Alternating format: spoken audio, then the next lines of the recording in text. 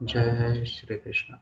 सभी का स्वागत है और आज हम आगे बढ़ेंगे दास बोध में, जिसका हमने शुरुआत की है। ऑलमोस्ट 10-12 दिन हमने इस पे चर्चा भी की है और आज हम आगे बढ़ेंगे। दास बोध के दशक 1 समास 10 को आगे बढ़ाने का प्रयास करेंगे और जिसका नाम है नर देह स्तवन, यानी नर देह की स्तुति। उसके बारे में हम सीखने का, समझने का प्रयास करेंगे। Yes, all set. तो पिछली बार हमने देखा कि काफी सारे बहुत बहुत बहुत बड़े एडवांटेज है हमारे पास ये नर देह होने का, है ना। हम इंसान हैं। ओके, यह अपने आप में एक बहुत बड़ी ब्लेसिंग है। और पिछली बार ऑलमोस्ट हमने 40 मिनट तक बात की थी कि ट्रेमेंडस है, बहुत इंपॉर्टेंट है। उसी में आज थोड़ा सा आगे लेके देखते हैं। तो 9 प्रकार की भक्ति होती है स्वामी। ये जो है, जो कुछ लोग नए आए हैं, हम इसमें है अभी। तो गुरुवार को भगवत गीता चल रही है और यहाँ पे दासबोध को हम थोड़ा सा समझने का प्रयास कर रहे हैं। जय श्री कृष्ण। तो नरदेह के कुछ और एडवांटेजेस, कुछ और ब्लेसिंग्स बताई गई है यहाँ पे। इंसान का जन्म मिलना मतलब नरदेह प्राप्त होना। तो वहां ये बताया गया है कि हम नवविधा भक्ति कर सकते हैं। 9 प्रकार से भक्ति होती है, कभी इस पे भी बात करेंगे। ओके, कितने लोगों को पता है वैसे ये नवविधा भक्ति क्या होती है? कितने लोगों को पता है? टाइप करे आए।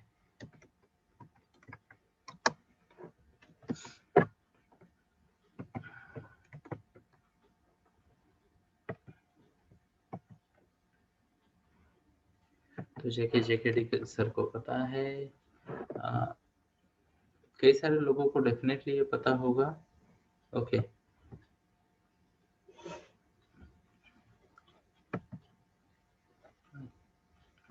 लेट अस सी।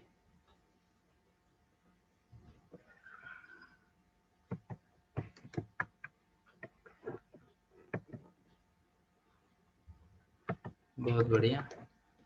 तो इंसान का देह ये एकमात्र ऐसा है जिसके माध्यम से हम यह 9 प्रकार की जो भक्ति है ना, उसको पूरा कर सकते हैं। तो मैं एक छोटा सा शॉर्ट आपको बता दूंगा इसका बेस क्या है। ओके, तो इसका पहला जो बात आती है वो आती है श्रवण भक्ति।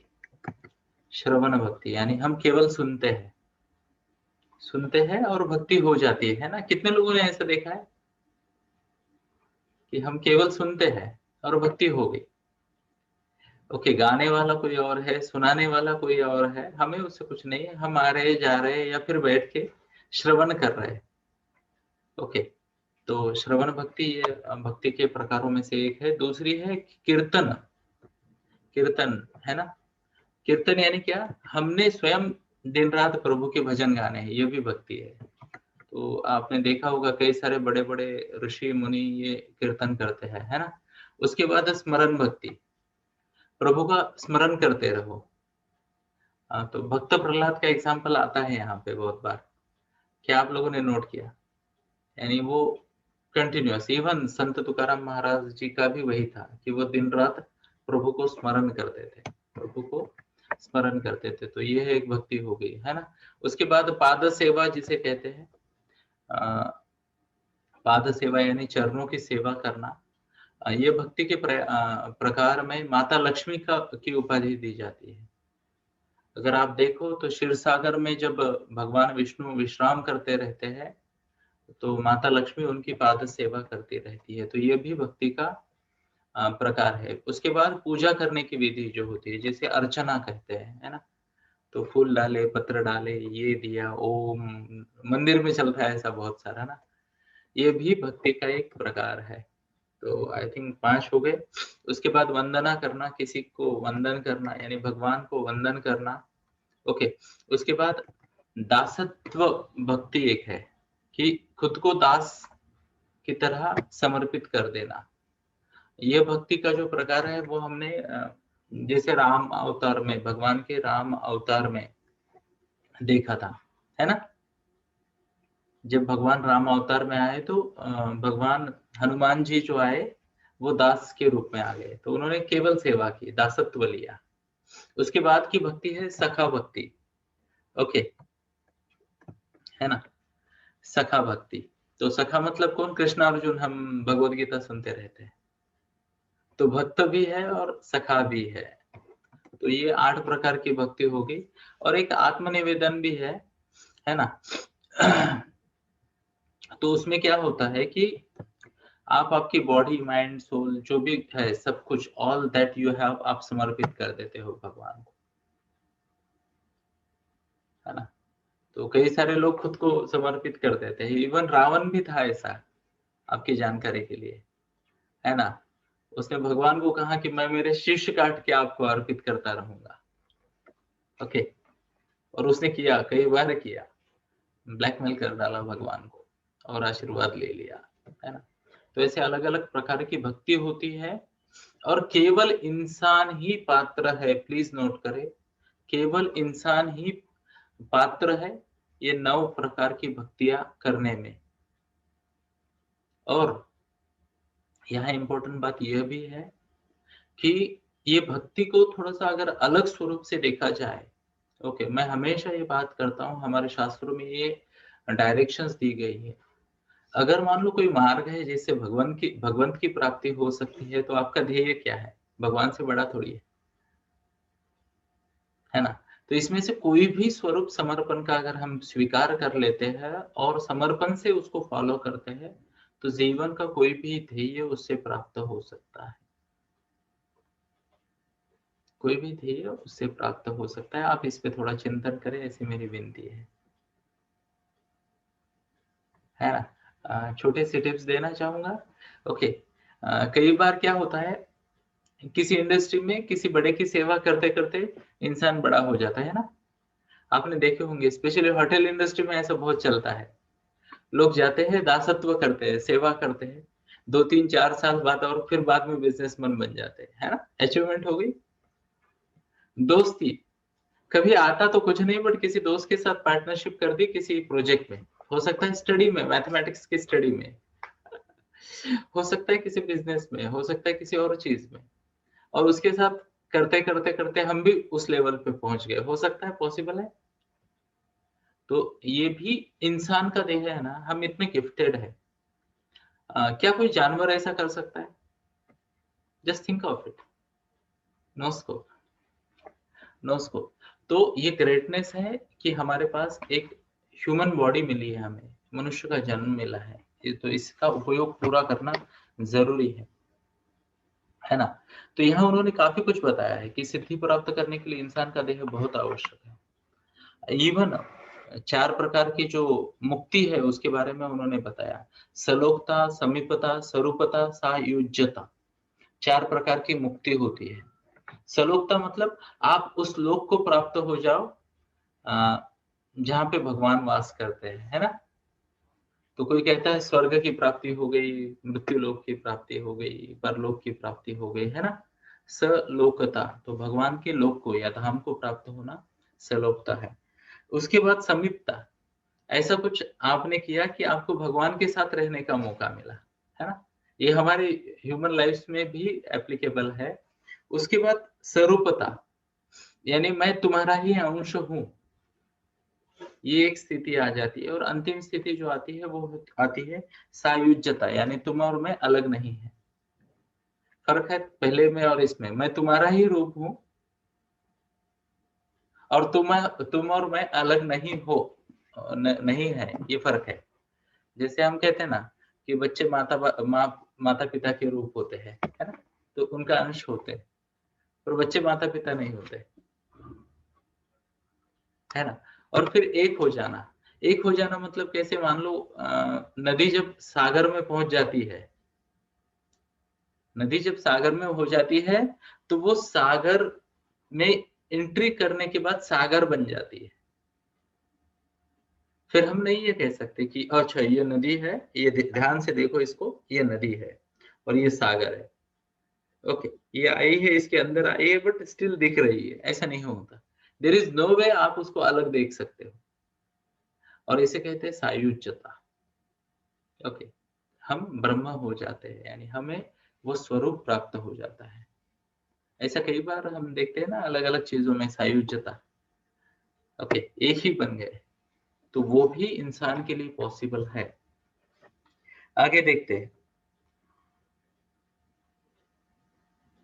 यहाँ उन्होंने ये भी किया है कि पशुओं में विवेक की कमी होती है, इसके लिए उन्हें अपनी मर्यादाएँ होती हैं। पशुओं में विवेक की कमी होती है, इसके लिए उनमें अपनी मर्यादाएँ होती है। तो हमें क्या करना चाहिए? हमें इस बात को, इस ब्लेसिंग को एप्रिशिएट करना चाहिए। इस बात को, इस ब्लेसिंग को एप्रिशिएट करना चाहिए। हमें ये बात के प्रति सजग होना चाहिए। समझना चाहिए कि हमारे पास क्या है। विवेक ये हमारी एक सबसे बड़ी शक्तियों में से है। विवेक, ability to ponder on, ability to think about, ability to rethink, replan, restructure. क्या-क्या रिस्ट्रक्चर नहीं कर सकते हम।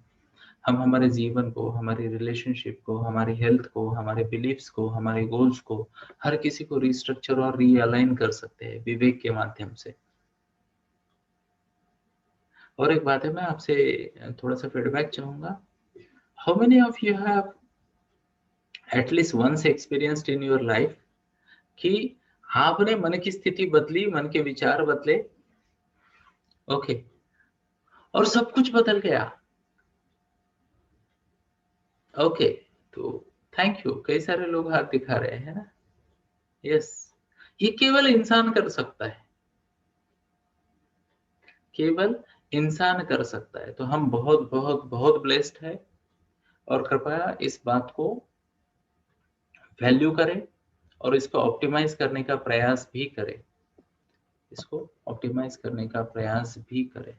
ओके, तो ये बहुत बढ़िया है। Make most of this particular gift जो कि इंसान के देह के रूप में आपको मिला है, हमें मिला है। आगे बढ़ते हैं, है ना।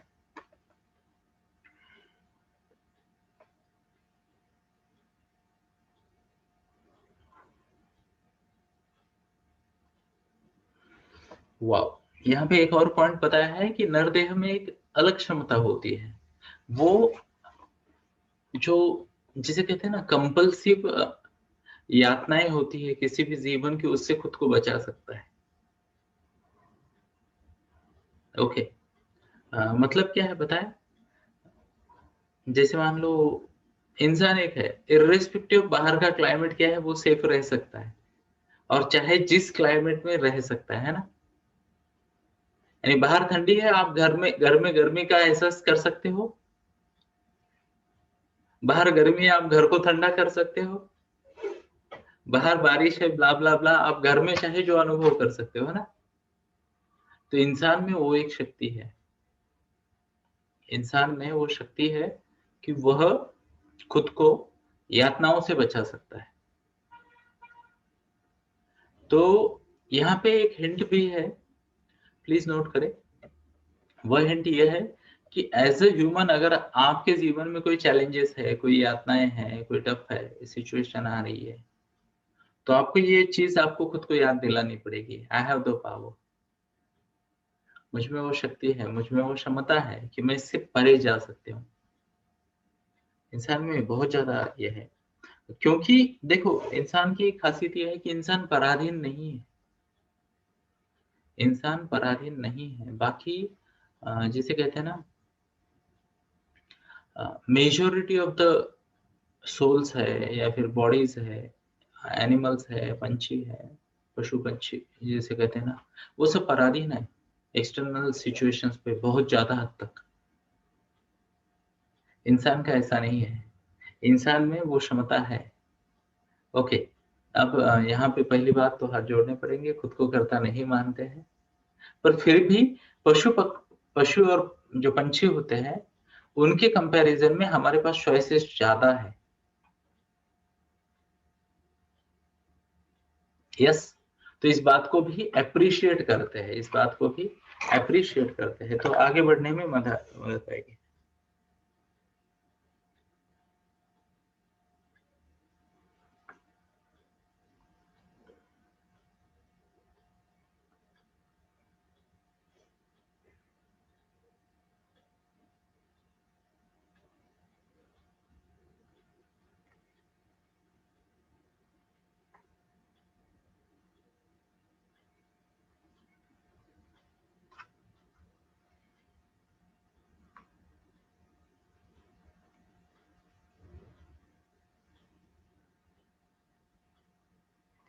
तो यहाँ फिर से एक बार भगवद गीता जैसा ही एक मैसेज आया है तो उसको भी हम पढ़ते हैं, समझने का प्रयास करते हैं, इसी पॉइंट में थोड़ा आगे बढ़ते हैं।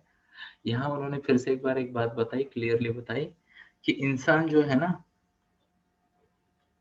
इंसान जो है वह अलग अलग मोह में फंसकर इस देह को यूटिलाइज करने से चूक जाता है ना। तो कृपया इस बात के प्रति सजग रहे। जब भी हम कोई किसी भी अच्छे गुरु के पास जाते हैं, किसी भी अच्छे साइंटिस्ट के पास भी जाओ, मॉडर्न लोगों के पास भी जाओ, पुराने लोगों के पास भी जाओ, किसी के पास भी जाओ, वो लोग हमें ये बार बार बताते हैं, हमें फंसना नहीं है, ट्रैप में अटकना नहीं है। क्योंकि यहाँ स्वामी जी क्लियर बताते हैं, इंसान अगर मान लो खुद को सुखी करने के पीछे लग गया, चीजों के पीछे लग गया, तो वो दुख की शुरुआत होती है, वह दुख की शुरुआत होती है। तो इसलिए उसको बचना चाहिए, उसको बचना चाहिए। यहाँ पे दो तीन बातें बहुत स्ट्रांगली उन्होंने कही है कि इंसान का ये जो देह है, नर का जो देह है, ओके, उसके प्रति जिसे कहते हैं ग्रेटिट्यूड भाव बहुत जरूरी है, एप्रिसिएशन भाव बहुत जरूरी है। एंड दैट इज वेरी हमारी रिस्पॉन्सिबिलिटी है कि हम खुद को संभाले, खुद को संभाले, खुद के अंदर की पॉजिटिविटी को संभाले, हेल्थ को संभाले, चाहे फिजिकल हेल्थ हो चाहे मेंटल हेल्थ हो। क्योंकि अगर हमें जीवन को ऑप्टिमाइज करना है, प्लीज नोट करें इस बात को, अगर हमें जीवन को ऑप्टिमाइज करना है, ओके, तो फिर हमें इस देह को ऑप्टिमाइज करना पड़ेगा। क्योंकि हमारे एक्सप्रेशन का ये सबसे बड़ा माध्यम है ना। फिजिकल फिटनेस हमें एक्सप्रेशन या तो बढ़ाने में मदद कर सकता है या हमारा एक्सप्रेशन छोटा कर देगा, है ना। कुछ लोग तो होते हैं सोते रहते दिन भर, वो उतना काम नहीं कर पाते। जब भी कोई इंपॉर्टेंट काम आता है अंदर से आवाज आती है, नो, अभी नहीं करेंगे। तो कई बार मन का वीकनेस है, कई बार तन का वीकनेस है ना। तो ऑप्टिमाइज करने के लिए, जीवन को ऑप्टिमाइज करने के लिए, अपने कंट्रीब्यूशन लेवल को ऊपर बढ़ाने के लिए, आगे बढ़ने के लिए हमें इस देह को, है ना, ये जो बॉडी मिली है इसको ऑप्टिमाइज करना पड़ेगा। और इसके दोनों पार्ट है, जिसे कहते हैं ना हम कि हमारा फिजिकल पार्ट है और हमारा मेंटल पार्ट है या इमोशनल स्पिरिचुअल पार्ट है, उसको ऑप्टिमाइज करना पड़ेगा। एंड जब हम इसको ऑप्टिमाइज करते हैं ना, ओके,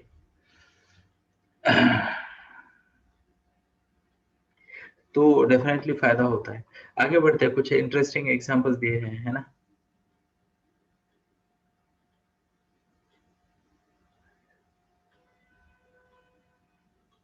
एक मजेदार बात इन्होंने कही है कि लोग ना जमीन जमीन खोदते हैं, फिर वहां पे दो चार दीवारें बांध कर घर बना देते हैं और अनाउंस कर देते हैं कि ये मेरा घर है।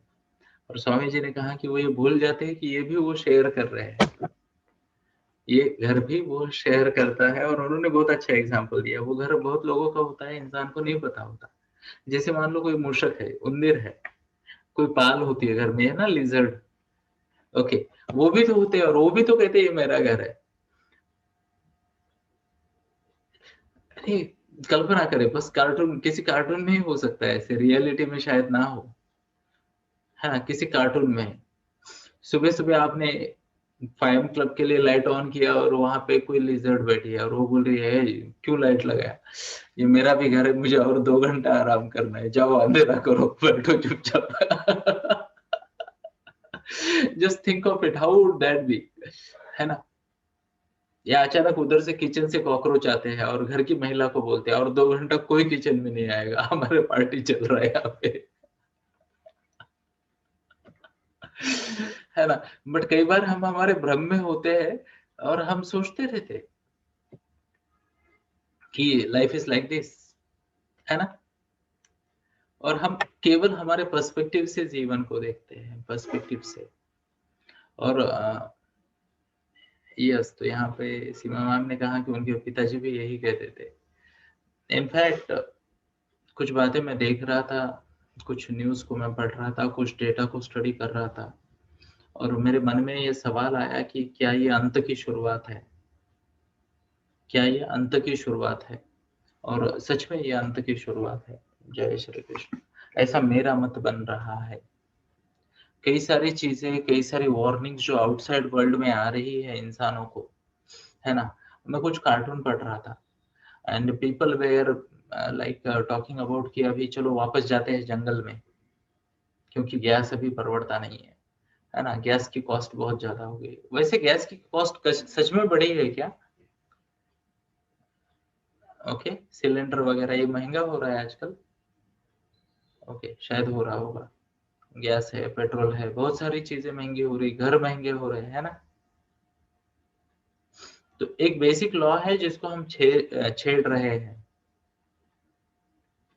ओके, भगवान ने ये जो वसुंधरा बनाई इसे अबंडेंस के लिए बनाया। जो भी कुछ कोई व्यक्ति है यहाँ पे, जो भी कोई जानवर है, इंसान है, पशु है, पंछी है, या छोटे छोटे जीव है, सबके लिए अबंडेंस के लिए ये धरा बनाई थी भगवान ने।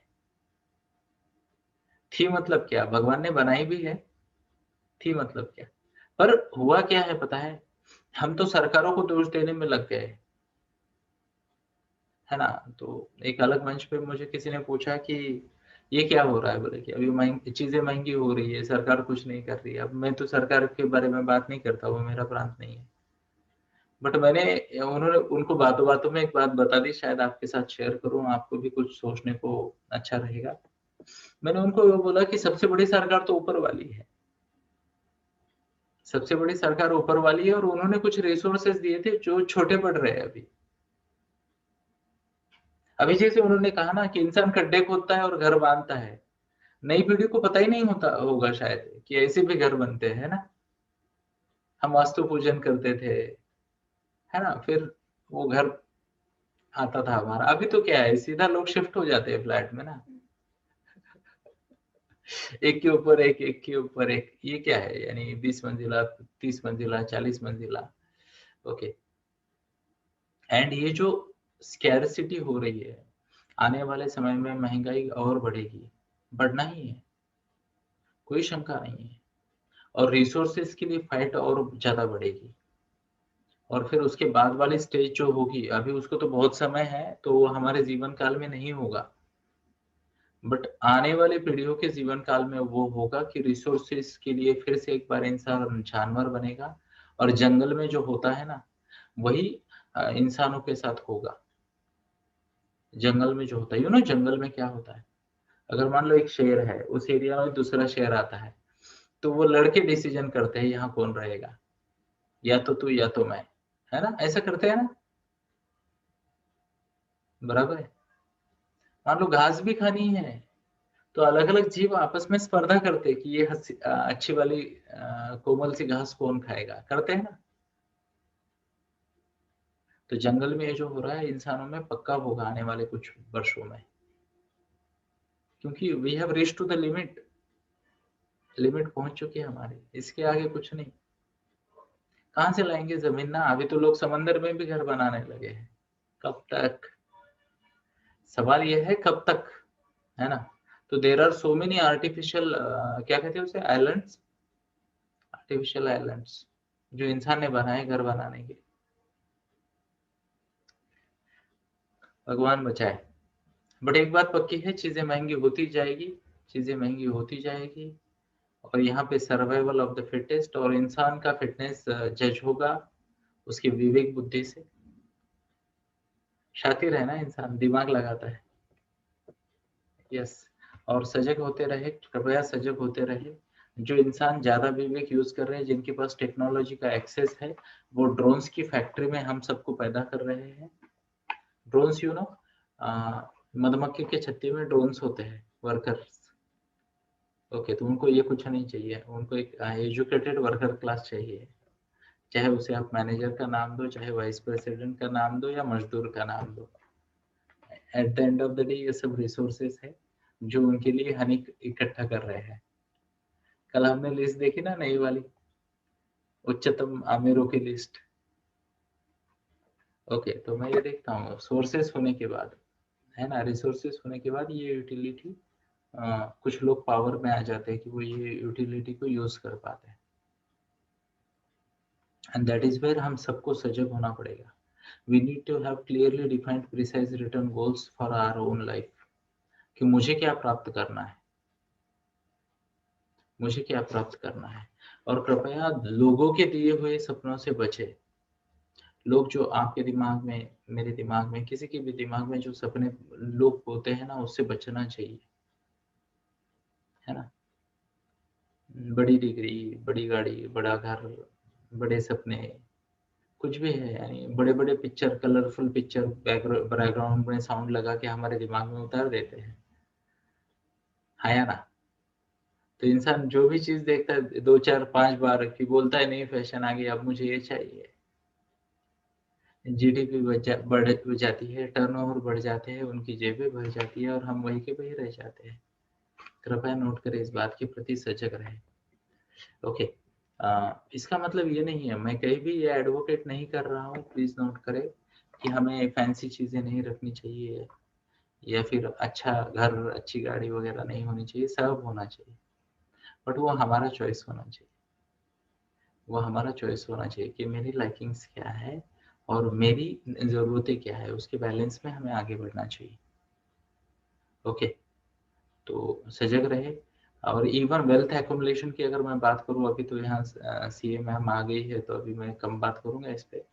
बट फिर भी रियल वेल्थ को एक्युमुलेट करने का प्रयास करें, रियल वेल्थ को, जो कि भगवान द्वारा निर्मित है। ओके, तो भगवान द्वारा निर्मित वेल्थ में क्या आता है? मान लो ये अंगूठियाँ होती है, मेटल्स है, प्रेशियस मेटल्स। ओके, कोई भी सरकार इसको ना अबॉलिश नहीं कर सकती। नोटों को अबॉलिश किया जा सकता है ना? इसको कोई अबॉलिश करके देखिए कि बोले कल ऐसे आज रात को मान लो 8 बजे पंतप्रधान जी आ गए, आदरणीय पंतप्रधान जी, और बोले कल से सोने का वैल्यू 0 कर सकेंगे?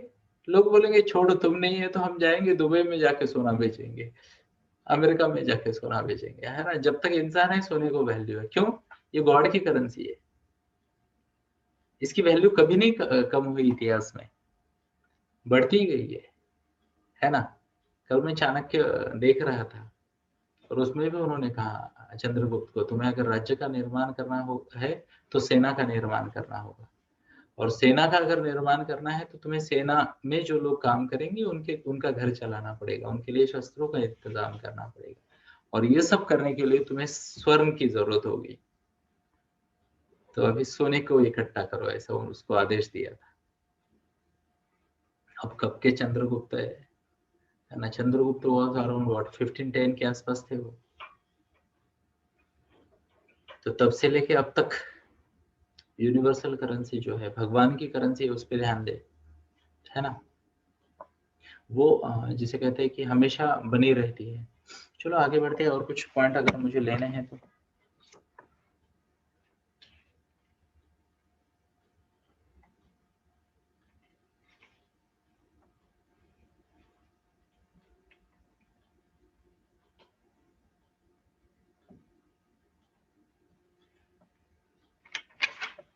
थोड़ी और स्तुति है क्या? मैं देखता हूँ तो कुछ कमेंट आ रहे हैं तो मैं उनको भी पढ़ूंगा।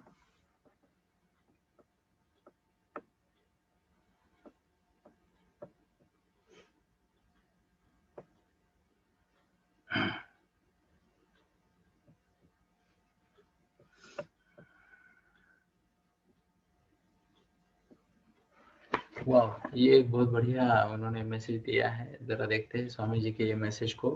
उन्होंने घर का क्या कहा पता है? कि घर को जब हर कोई अपना कहता है, मैं भी मेरे घर को अपना कहता हूँ, मेरे घर में किटक विटक रहते हैं वो भी अपना कहते हैं, कभी यार दोस्त आते हैं वो भी बोलते हैं चल अपने घर चलते हैं, कभी गांव वाले भी मजाक में बोल देते हैं अपना ही घर है ना?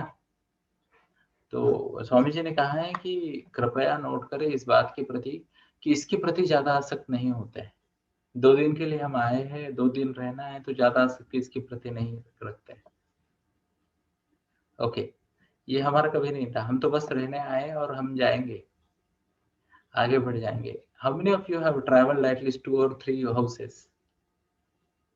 2-3 जगह बदली है कई सारे लोगों ने, है ना? तो फिर हम भूल जाते हैं, पिछली चीजों को छोड़ देते हैं, आगे बढ़ जाते हैं। उन्होंने यही कहा, तो उसके प्रति स्वामित्व का भाव नहीं रखते, है ना? मतलब क्या है यहाँ पे? वो यही बताना चाहते हैं कि हम हमारे बॉडी के बारे में सोचे, बॉडी के ऑप्टिमाइजेशन के बारे में सोचे, उसके दोनों साइड्स के बारे में सोचे, physical optimisation of body and spiritual या फिर आध्यात्मिक कहें, या फिर इमोशनल कहे, मेंटल कहे, ऑप्टिमाइजेशन ऑफ बॉडी, उस पर ध्यान दे ताकि चमत्कार हो सके जीवन में। चमत्कार, we have what a wonderful body, है ना, तो उससे चमत्कार करवाया। आगे देखते हैं,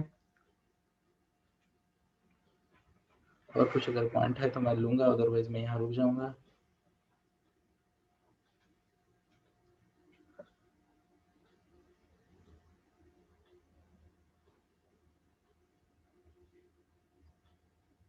तो आखिरी वाले 2 पॉइंट मैं पढ़ता हूँ, ओके, और फिर हम रुक जाएंगे आज के लिए। उन्होंने कहा नरदेह के बारे में, तो एक है नरदेह परमार्थासाठी लाभला तरच सार्थक होते, नाहीतर नाना प्रकारच्या आघातांनी त्याचा मृत्यू होतो।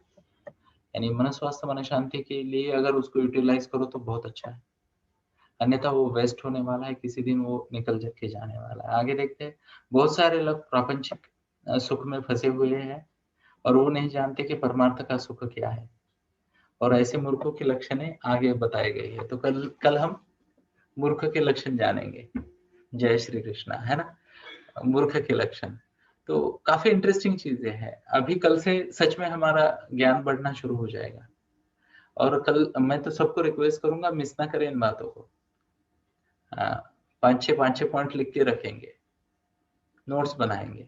ये 6 पॉइंट अगर है किसी में तो उसको क्या कहेंगे, मूर्ख कहेंगे, है ना। तो कभी कभी ऐसे आयनों में खुद को भी देखेंगे आने वाले समय में। और अगले 2-3 दिन में लक्षण क्या है मैं आपको बताना चाहूंगा, थोड़ा सा ब्रीफ दूंगा कि कौन कौन से वर्णन आ रहे हैं आने वाले कुछ इसमें। तो अभी मूर्ख लक्षण, उत्तम लक्षण, कुविद्या लक्षण, भक्ति लक्षण, और 3 गुणों के लक्षण, तो ये अगले कुछ दिनों में होते रहेंगे। ओके, तो आइए उसको सुनिए, समझिए और आगे बढ़िए। यस, और परमार्थ का क्या कहते हैं, आनंद लेते हैं, मन स्वास्थ्य मन शांति को प्रायोरिटी बनाते हैं, मेडिटेशन करते हैं, ग्रेटिट्यूड एक्सप्रेस करते हैं, एक्सेप्टेंस के भाव में रहते हैं, है ना, और जीवन में आगे बढ़ने का प्रयास करते हैं। तो इसी के साथ ही आगे बढ़ेंगे आज के लिए, और सेशन को मैं हैंड ओवर करूंगा। उससे पहले धन्यवाद सभी का जुड़ने के लिए, थैंक यू, जय श्री कृष्ण। तो जो लोग काफी दिनों बाद जुड़ रहे हैं, हम कोशिश कर रहे हैं 5:40 तक रुकने की, सो दैट बाकी चीजें भी समय में हो, क्योंकि अभी वर्किंग्स के शेड्यूल्स काफी बन गए, है ना। तो कोरोना के जाने से कुछ नुकसान भी हुआ है। एक जमाना था जब हम 6:40 तक भाषण देते थे, अभी 1 घंटे से कम हो गया। कोई बात नहीं, स्वीकार करते हैं। जय श्री कृष्ण।